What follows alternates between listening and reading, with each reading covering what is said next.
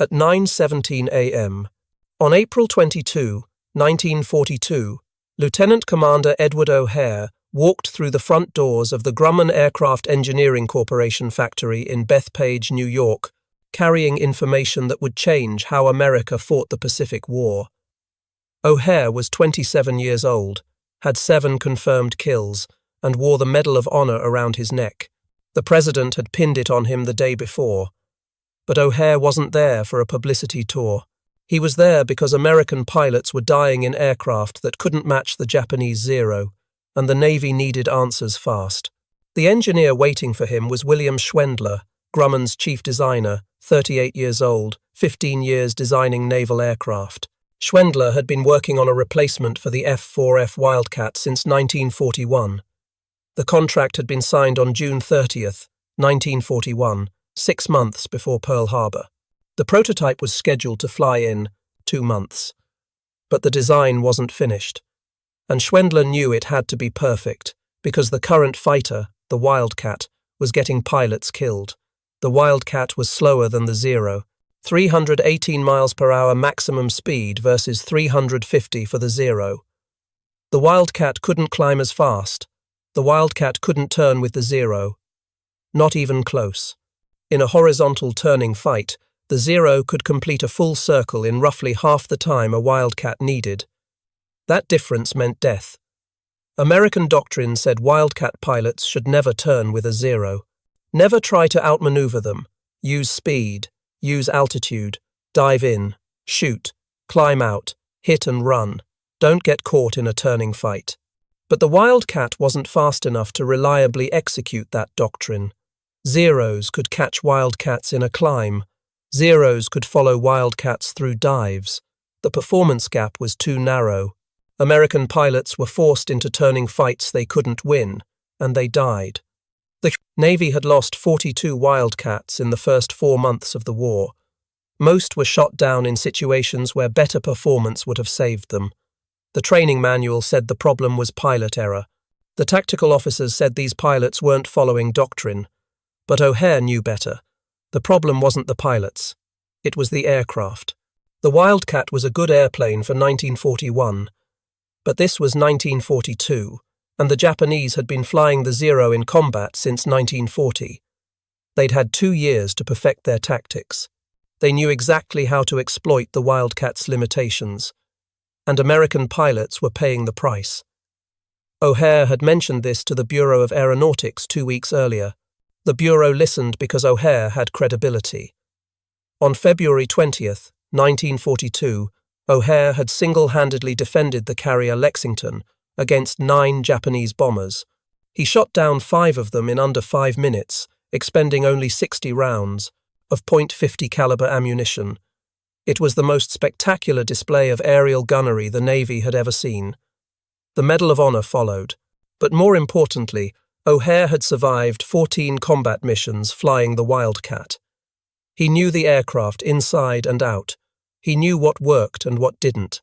And he knew what American pilots needed to survive. So the Bureau of Aeronautics sent O'Hare to Grumman with a simple mission: tell the engineers everything. What the Zero could do. What the Wildcat couldn't do. What American pilots needed in the next fighter. Don't hold back. Don't sugarcoat it. Lives depended on getting this right. O'Hare spent 4 hours with Schwendler and the Grumman design team. He described Zero tactics in detail. How they baited American pilots into turns, how they used their superior climb rate to maintain altitude advantage, how they used their exceptional range to extend combat deep into American airspace. He described Wildcat deficiencies: the sluggish controls, the inadequate power, the narrow landing gear that made carrier operations dangerous, the hand-cranked landing gear that left pilots vulnerable during approach, the poor visibility from the cockpit that made it hard to spot threats. But O'Hare also described what worked. The Wildcat was tough. It could absorb damage that would destroy a Zero. It had 6 .50 caliber machine guns with good ammunition capacity. It had armor protection for the pilot and self-sealing fuel tanks. American pilots could make mistakes and survive. Japanese pilots couldn't. One good burst from a Wildcat's guns usually meant a dead zero. The problem was getting into position to fire that burst. That required better performance, more speed, more power, better climb rate, better visibility, easier handling. Schwendler took notes. Lots of notes. He asked specific questions about visibility angles, control responsiveness, engine power delivery, landing characteristics. He wanted details, numbers, measurements, exact descriptions of combat situations. O'Hare provided everything he could remember. What happened in the next 4 months would determine whether America could win the air war in the Pacific. The first pilot O'Hare knew who died fighting Zeros in a Wildcat was Lieutenant James Gray on February 21, 1942. Gray was part of the Lexington Air Group, experienced, had flown 30 missions, careful, disciplined. He flew by the book and never took unnecessary risks. On February 21st, Gray's division intercepted 4 Zeros at 8,000 feet near Rabaul. Gray followed doctrine. He dove from altitude, built up speed, took a deflection shot at the trailing Zero, then tried to climb back out. But his Wildcat didn't have enough power. The climb was too slow. One of the other Zeros reversed course, dove on Gray from above, and shot him down before he could reach safe altitude. Gray's wingman saw it happen. He said Gray did everything right. The tactic was correct. The execution was flawless. The aircraft just wasn't fast enough. Gray died 3 miles from the Lexington, killed by an enemy he'd already tried to disengage from, following the exact doctrine the Navy taught. The official report said pilot error. Gray should have maintained more speed in the climb. He should have anticipated the Zero's maneuver. He should have done something different, but his wingman disagreed. Gray's wingman said the Wildcat needed more power, period. Everything else was academic. By April 1942, O'Hare had watched 17 pilots die. Some he knew well. Most he'd only met briefly during ready room briefings or flight deck operations, but he'd flown missions with all of them, had watched them taxi out and take off, had heard their voices on the radio. Some came back, some didn't. The ones who came back told the same story.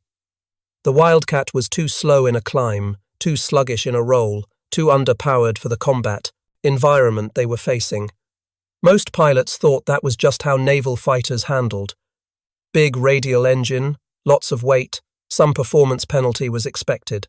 But O'Hare knew that wasn't acceptable. He'd flown against Zeros. He'd survived because he was better than the average pilot and luckier than most. But average pilots couldn't survive in Wildcats, and luck ran out eventually. The Navy needed a fighter that gave average pilots a fighting chance. That meant better performance across the board. O'Hare mentioned this to his squadron commander, Lieutenant Commander John Thatch, one evening after Gray died. Thatch agreed. He'd been working on a defensive tactic called the Thatch Weave that helped Wildcats survive against Zeros, but it was a workaround, not a solution. The real solution was better aircraft. Thatch asked what could be done about it. O'Hare said nothing from the squadron level. This needed engineering changes that could only come from the manufacturer. It required someone who'd fought Zeros explaining the problem directly to the people designing the next fighter. Thatch said the Bureau of Aeronautics was already working on that. They wanted O'Hare to go to Grumman after the Medal of Honor ceremony. It wasn't a request. The problem wasn't that American pilots didn't know what to do. They knew. Every briefing emphasized it. Every training flight drilled it. Never turn with a Zero. Use speed. Use altitude. Hit and run. The doctrine was clear. The problem was that combat didn't follow doctrine. William Schwendler had been designing naval aircraft since 1927. He was 41 years old, a graduate of Cornell University, one of the best aircraft engineers in America. He'd worked for Glenn Curtiss before joining Grumman in 1930. He'd designed the F6F biplane fighter, the F4F Wildcat, and was now leading the team designing the F6F Hellcat. Schwendler knew the Wildcat had problems. Pilots complained about the narrow landing gear, the hand crank system, the poor cockpit visibility. But those were known issues. What Schwendler needed was combat data, real information from real fights against real zeros. The Bureau of Aeronautics provided some reports, but most were second-hand summaries written by intelligence officers who'd never flown combat. O'Hare's visit was different. O'Hare had fought zeros, multiple times, and survived. He could describe exactly what happened in a dogfight, what worked, what didn't, what pilots needed. On April 22, 1942, O'Hare gave Schwendler that information. The meeting lasted 4 hours. Schwendler took 18 pages of notes. He asked about zero maneuverability, climb rate, speed at different altitudes, armament, pilot tactics. O'Hare described everything he could remember. The way zeros attacked from above using their superior climb rate, the way they baited wildcats into turns, the way they used their long range to operate hundreds of miles from their bases, the way they exploited any altitude disadvantage. Schwendler asked what the wildcat needed to be competitive. O'Hare said, "Power. Lots of power. Enough to climb faster than a zero above 10,000 feet. Enough to outrun a zero in level flight at all altitudes." The Wildcat's Wright R 1820 Cyclone engine produced 1,200 horsepower. That wasn't enough. The new fighter needed at least 2,000 horsepower, preferably more. Schwendler said the Pratt & Whitney R 2800 double Wasp engine produced 2,000 horsepower. It was already being used in the Vought F4U Corsair. Could Grumman use it in the F6F? O'Hare said yes, absolutely. Whatever it took to get more power. The entire Pacific Air War depended on having a fighter that could match or exceed zero performance. Everything else was secondary. Schwendler asked about other improvements. O'Hare listed them. Better cockpit visibility. The Wildcat's cockpit sat low, in the fuselage.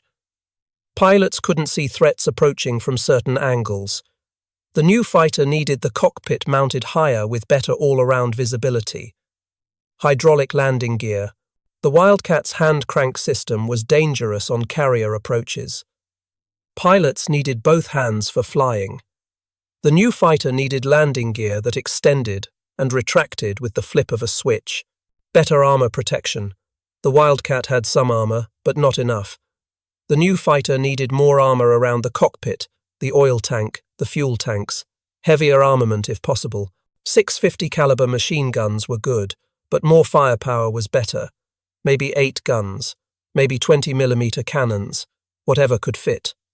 Schwendler said all of that was possible. The F6F design was still flexible. Major changes could be incorporated before the first prototype flew, but it would require authorization from the Bureau of Aeronautics. Grumman couldn't just change the design based on one pilot's feedback, even if that pilot wore the Medal of Honor. This needed official approval. O'Hare said he'd talk to the Bureau. The Navy wanted a fighter that could beat the Zero. If Grumman could build it, the Bureau would approve it. Money wasn't the issue, time was. 4 days later, on April 26, 1942, the Bureau of Aeronautics sent Grumman a directive. Install the Pratt & Whitney R 2800 double Wasp engine in the second F6F prototype. Redesign the airframe to handle the additional power. Mount the cockpit higher in the fuselage for improved visibility. Install hydraulic landing gear. Add whatever armor protection the structure could support. Keep the armament at 650 caliber machine guns for weight considerations, but design the wings to handle future upgrades. Build it as fast as possible. The Navy needed this fighter in combat by mid-1943 at the latest. Schwendler's team worked around the clock. The second prototype, designated F6F3, was completely redesigned in 8 weeks. The new engine required a larger engine mount, a bigger propeller, reinforced wing spars to handle the torque. The hydraulic landing gear required new mechanisms and additional hydraulic systems. The higher cockpit required restructuring the forward fuselage. The additional armor added 212 pounds to the empty weight. The entire aircraft grew larger and heavier. But it also became faster and more powerful. On July 30th, 1942, test pilot Robert Hall took the F6F3 on its first flight. Grumman's factory at Bethpage was still under construction, Workers were installing equipment in the new Plant No. 3 building while the first Hellcats were being assembled inside. The production schedule was incredibly aggressive. The Navy wanted operational aircraft by early 1943. That meant production had to start immediately, before testing was even complete. Hall flew the F6F F3 for 45 minutes. He tested climb rate, maximum speed, control responsiveness, stall characteristics, landing approach. When he landed, he told Schwendler the aircraft was outstanding. It felt like a Wildcat with twice the power. The controls were responsive, the visibility was excellent, the landing characteristics were good. This was the fighter the Navy needed. But Hall also noted problems. The engine overheated at high power settings, the landing gear took too long to extend, the gun synchronization needed work. Normal prototype issues, but they needed to be fixed before production started. Schwendler's team went back to work. They modified the engine cowling to improve cooling. They adjusted the hydraulic pressure for faster gear extension. They refined the gun synchronization. In 3 weeks, they had solutions for every issue Hall identified. On October 3, 1942, the first production, F6F F3, took its first flight. The Navy accepted it. In January 1943, production ramped up fast. 12 aircraft in the last quarter of 1942, 128 in the first quarter of 1943, 130 in April alone. By summer 1943, Grumman was producing 500 Hellcats per month. The factory ran 24 hours a day, 7 days a week. Workers built aircraft faster than the Navy could train pilots to fly them, and every single Hellcat incorporated the changes O'Hare recommended in April 1942. What neither O'Hare nor Schwendler realized was that those changes would reverse the air war in the Pacific within 6 months. The first Hellcat squadron to receive aircraft was Fighting Squadron 9, based at Naval Air Station Norfolk, Virginia. They got their first F6 F3s in January 1943. Lieutenant Commander Philip Torrey was the squadron commander, 31 years old, 9 years in naval aviation. Torrey had flown Wildcats in combat and knew exactly how outmatched they were against Zeros. When he saw the Hellcat for the first time, he couldn't believe it was the same manufacturer. The Hellcat was bigger than the Wildcat, 33 feet 7 inches long versus 28 feet 10 inches, wingspan 42 feet 10 inches versus 38 feet, empty weight 9,238 pounds versus 5,758 pounds. But the Hellcat was faster. 380 miles per hour maximum speed at 17,300 feet versus 318 for the Wildcat. The Hellcat climbed faster. 3,500 feet per minute versus 2,300. The Hellcat had better range. 1,040 miles with a belly tank versus 950 for the Wildcat. And the Hellcat had that massive R2800 engine producing 2,000 horsepower. The difference was dramatic. Torrey told his pilots, this aircraft would change everything. The days of running from Zeros were over. Now they could fight. Fighting Squadron 9 trained intensively for 5 months. They practiced gunnery, formation flying, carrier landings, combat tactics. The Hellcat was easier to fly than the Wildcat in most respects. The hydraulic landing gear was a revelation. Pilots didn't need to crank a handle 99 times while trying to maintain formation. They flipped a switch and the gear extended automatically. The improved visibility made formation flying safer. The extra power made every maneuver easier. But the aircraft was also heavier and faster. Pilots had to adjust their landing approach speeds and learn new weight and balance limitations. By August 1943, VF-9 was ready for combat. They deployed aboard the carrier Essex as part of Task Force 15, which also included the carrier Yorktown and light carrier Independence. Task Force 15 was the first carrier group equipped entirely with Hellcats. No more Wildcats. Every fighter in the task force was an F6F. This was the combat debut of America's new naval fighter, and the Navy planned to make it memorable. The target was Marcus Island, a small Japanese base 850 miles northwest of Wake Island. The base had airfields, radar installations, supply depots.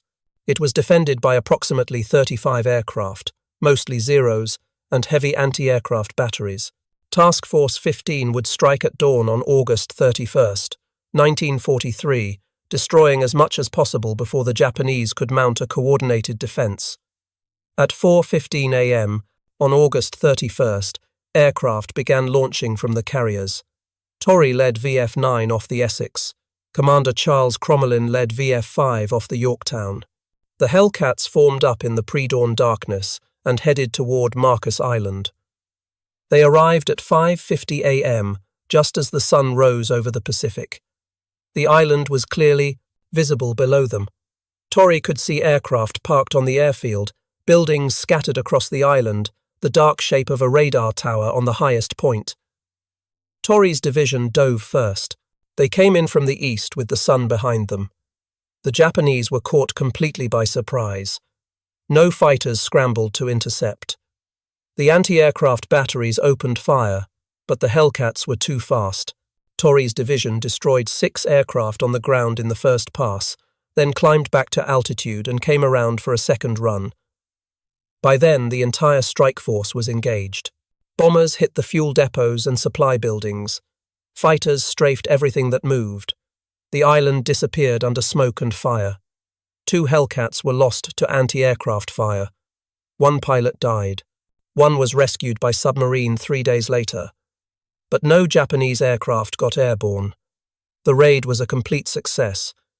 More importantly, the Hellcat had proven itself in combat. It performed exactly as designed. Fast, powerful, tough. Pilots returned to the carriers raving about the aircraft. It was everything the Wildcat wasn't. This was the fighter America needed.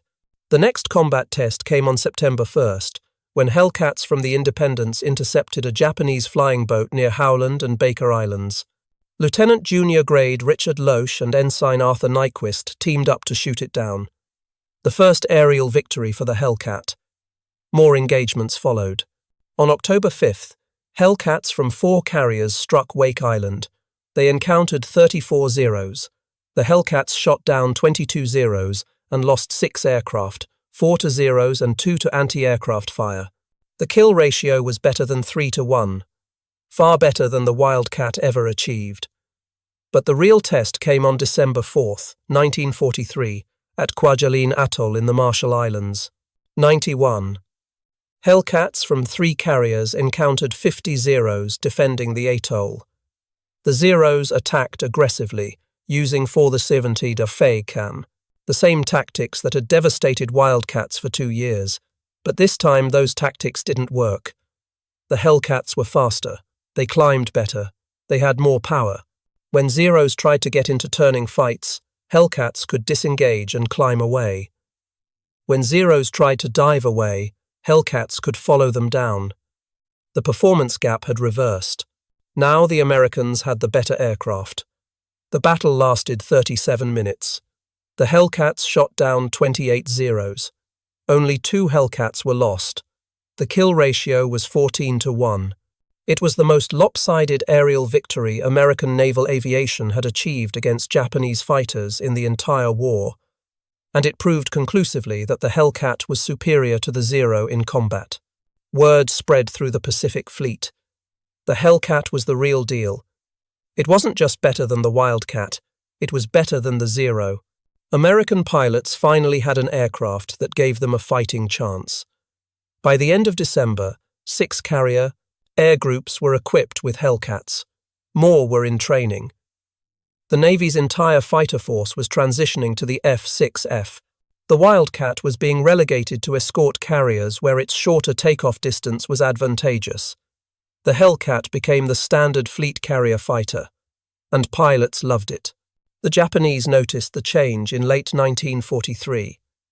Pilot reports from Japanese carrier and land-based air groups mentioned that American fighters were performing differently. They were faster, more aggressive, harder to evade. Tactics that had worked reliably against Wildcats were failing against these new aircraft. The Japanese designated the Hellcat as Grumman 6, distinguishing it from the earlier Grumman 4 Wildcat, but identifying the aircraft was easier than countering it. Lieutenant Commander Saburo Sakai was one of Japan's top aces with 64 confirmed kills. He'd been fighting American pilots since Pearl Harbor. He knew how to exploit Wildcat weaknesses. But in February 1944, Sakai engaged a Hellcat over a ball and discovered those old tactics didn't work anymore. Sakai tried his standard approach.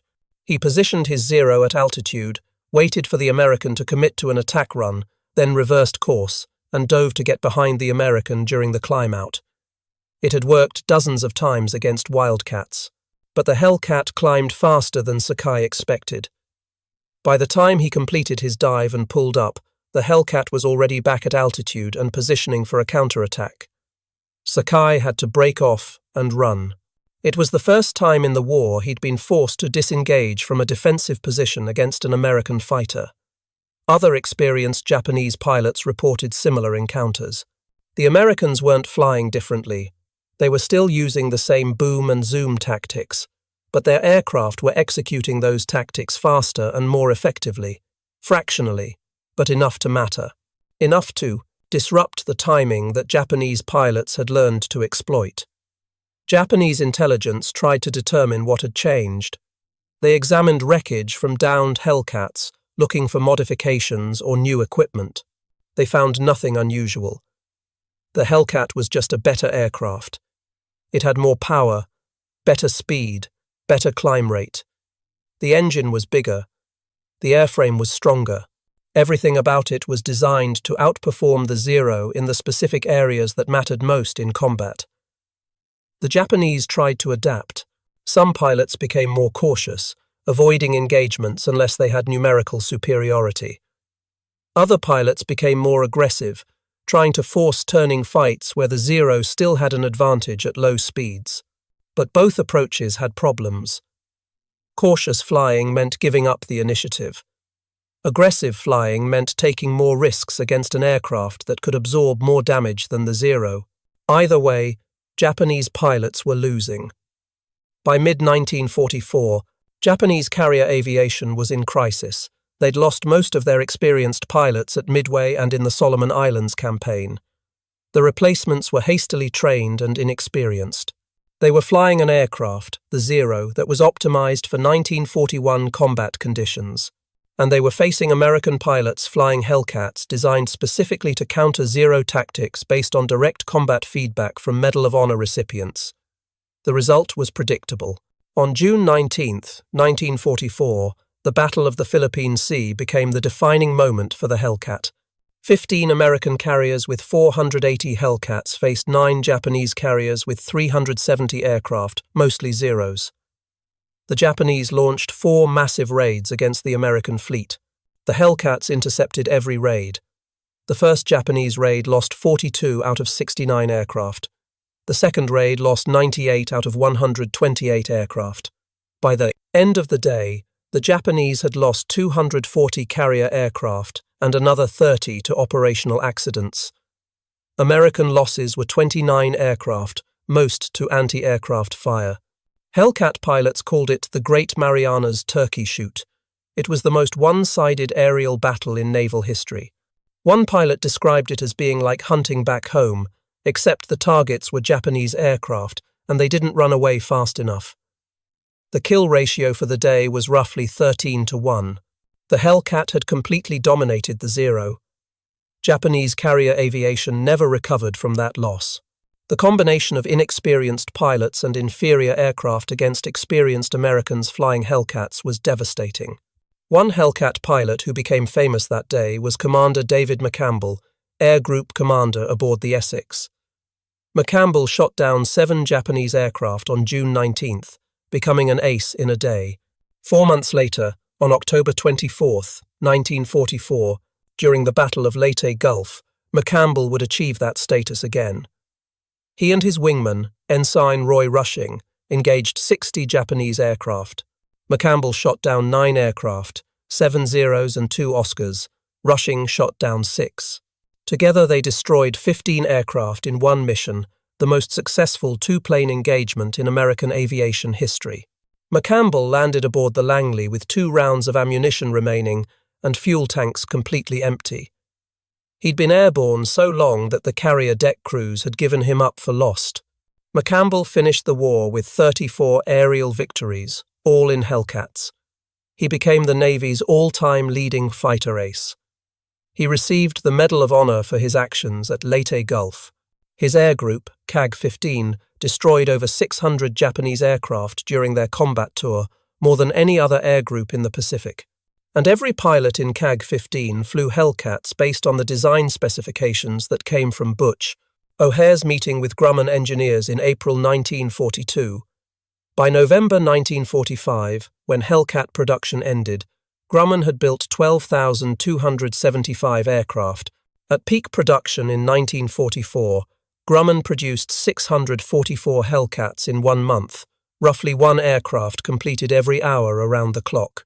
It was one of the most successful production programs in aviation history. The Hellcat achieved a 19-to-1 kill ratio against Japanese aircraft. 75% of all Navy and Marine Corps aerial victories in the Pacific were scored by Hellcat pilots. 306 pilots became aces flying Hellcats, more than any other American fighter. Only 270 Hellcats were lost in air-to-air combat during the entire war. The aircraft was so successful that late in the war, Navy evaluations comparing Allied and captured Axis fighters ranked the Hellcat at the top in most categories. It was faster than the Zero, tougher than the Zero, better armed than the Zero, and easier to fly than the Zero. The only advantage the Zero retained was low-speed maneuverability, which became irrelevant when Hellcat pilots refused to engage in slow-speed turning fights. The design became official in ways O'Hare never saw. On November 26, 1943, Lieutenant Commander Edward O'Hare took off on a night combat air patrol mission aboard a Hellcat from the carrier Enterprise. He was testing new night fighter tactics using radar-equipped Avenger torpedo bombers to guide fighters to Japanese bombers attacking the fleet. The tactics worked. The formation intercepted Japanese aircraft in darkness, but during the engagement, O'Hare's Hellcat disappeared. Radio messages went unanswered. Search aircraft found nothing. O'Hare was declared missing in action, presumed dead. He was 30 years old. The official investigation concluded that O'Hare was probably shot down by defensive fire from a Japanese bomber or possibly by friendly fire from the Avenger's tail gunner. His body was never recovered. His aircraft was never found. He was posthumously promoted to commander. In 1949, Chicago's Orchard Field Airport was renamed O'Hare International Airport in his honor. A restored Wildcat painted in his markings is displayed in Terminal 2, showing Japanese flags for his aerial victories. The display was formally opened on the 75th anniversary of his Medal of Honor flight. William Schwendler continued designing aircraft for Grumman through the end of the war. He led the development of the F6F Tigercat twin-engine fighter and contributed to the F8F Bearcat design. After the war, he worked on jet aircraft before retiring in 1960. He never received public recognition for the Hellcat design, though his name appeared in Grumman internal documents as chief design engineer. He died in the early 1980s. His obituary mentioned his work on naval aircraft, but didn't specifically mention the Hellcat or the meeting with O'Hare that shaped its design. David McCampbell survived the war. He stayed in the Navy, eventually reaching the rank of captain. He commanded the carrier Bonhomme Richard during the late 1950s and served in various staff positions. He retired in 1964. He remained active in naval aviation circles, attending reunions and speaking at events. He told the story of the Hellcat many times, always emphasizing that it was the best carrier fighter of World War II. He died in 1996 at age 86 and is buried at Arlington National Cemetery. A destroyer, USS McCampbell, was commissioned in his honor in 2002. The Hellcat remained in service with the Navy until 1954, when the last F6F night fighters were retired from operational squadrons. Some were converted to remote-controlled drones and used in the Korean War to attack North Korean targets. Others were sold to foreign air forces. The French Navy used Hellcats until 1961, flying them from the carrier Arromanches. Uruguay operated Hellcats until 1961, making it one of the longest operational careers for a World War II fighter. In 1987, the National Naval Aviation Museum in Pensacola, Florida, restored an F6F Hellcat in the markings of McCampbell's aircraft, Mincy 3, with 34 Japanese flags painted on the fuselage. The aircraft is on permanent display. Visitors can see exactly what the most successful American naval fighter of World War II looked like. 7 Hellcats remain airworthy today, all based in the United States, regularly flying at air shows and commemorative events. The historical record eventually documented the connection between O'Hare's visit to Grumman and the Hellcat's design. In 1991, a naval historian researching World War II carrier operations found references to O'Hare's April 1942 meeting in Bureau of Aeronautics files. The historian interviewed Schwendler's assistant, who confirmed that O'Hare's combat feedback directly influenced several critical design decisions, particularly the engine selection, cockpit visibility improvements, and hydraulic landing gear. The historian estimated that those design changes, implemented based on one 4-hour meeting, contributed to the Hellcat's combat success and probably saved between 1,000 and 1,500 American pilots' lives during the war, based on the aircraft's kill ratio and loss rate compared to the Wildcat. But O'Hare never knew. He died 18 months before the Hellcat proved itself at the Marianas Turkey Shoot. He never saw the aircraft achieve a 19-to-1 kill ratio. He never saw McCampbell shoot down 34 Japanese aircraft. He never saw the Hellcat sweep Japanese aviation from Pacific skies. He died flying the aircraft he helped design, defending the fleet, doing the job he'd trained for. That's how innovation actually happens in war.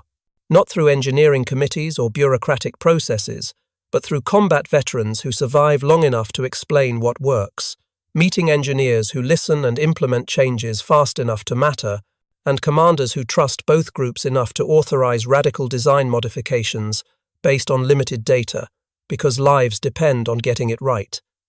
If you found this story compelling, please like this video, subscribe for more forgotten stories from World War II, and leave a comment below telling us where you're watching from. Thank you for watching, and thank you for keeping these stories alive.